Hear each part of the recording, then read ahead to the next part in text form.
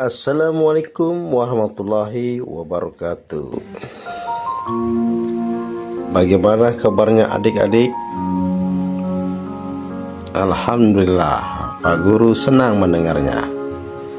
Baik adik-adik, hari ini kita akan belajar tentang KKA atau coding dan kecerdasan artifisial. Adik-adik, saat ini kita akan membahas materi berpikir konfutusional. Adik-adik, Pak Guru pernah menjelaskan bahwa ada 4 landasan berpikir konfutusional. Apakah adik-adik masih ingat? Oke, yang pertama adalah dekomposisi. Yang kedua adalah abstraksi. Yang ketiga adalah algoritma. Yang keempat adalah pengenalan pola. Oke adik-adik, hari ini kita khusus membahas tentang dekomposisi. Adik-adik, apa itu dekomposisi? Ya adik-adik, sekarang Pak Guru ingin menjelaskan. Dekomposisi adalah cara menyelesaikan masalah besar dengan memecahnya menjadi bagian-bagian kecil yang lebih mudah dikelola. Dengan demikian, kita dapat menyelesaikan masalah besar dengan lebih efektif dan efisien. Oke adik-adik, Pak Guru ingin memberikan contoh dekomposisi dalam kehidupan adik-adik.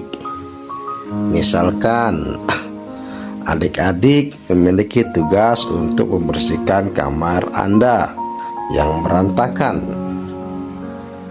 Jika adik-adik melihat kamar Anda yang berantakan, mungkin adik-adik akan merasa ya seperti stres begitu ya, karena melihat kamarnya adik-adik berantakan. Dan kemudian adik-adik tidak tahu harus memulai dari mana untuk membereskannya atau merapikannya. Baik adik-adik, dengan menggunakan dekomposisi, adik-adik dapat memecahkan masalah ini menjadi bagian-bagian kecil yang lebih mudah dikelola. Oke adik-adik, kita mulai dari mana? Oke, perhatikan.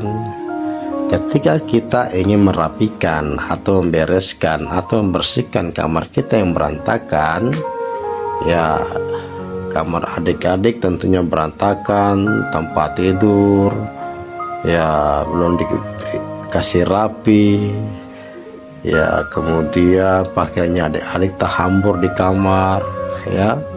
Oke, jadi kita membereskan atau menyelesaikan masalah ini dengan cara dekomposisi. Oke, yang pertama adik-adik mengambil pakaian yang berserakan yang ada di lantai, kemudian meletakkannya di tempat tidur. Yang kedua, membersihkan meja dari barang-barang yang tidak perlu ya, contohnya adik-adik punya meja belajar ya, adik-adik dari belajar kemudian banyak sekali kertas-kertas yang berserakan, maka yang kedua kita membersihkan meja dari barang-barang yang tidak perlu. Oke, yang ketiga, menyapu lantai kamar adik-adik ya, membersihkan dari debu atau kotoran. Yang keempat, mengatur barang-barang di lemari dan tempat penyimpanan ya. Tadi misalnya ada adik-adik punya pakaian berserakan, diletakkan tempat tidur, kemudian diletakkan di keranjang tempat pakaian kotor. Atau ada pakaiannya adik-adik yang masih bisa dipakai digantung ya. Oke adik-adik, itulah tadi 4 langkah cara kita membereskan kamar yang berantakan ya.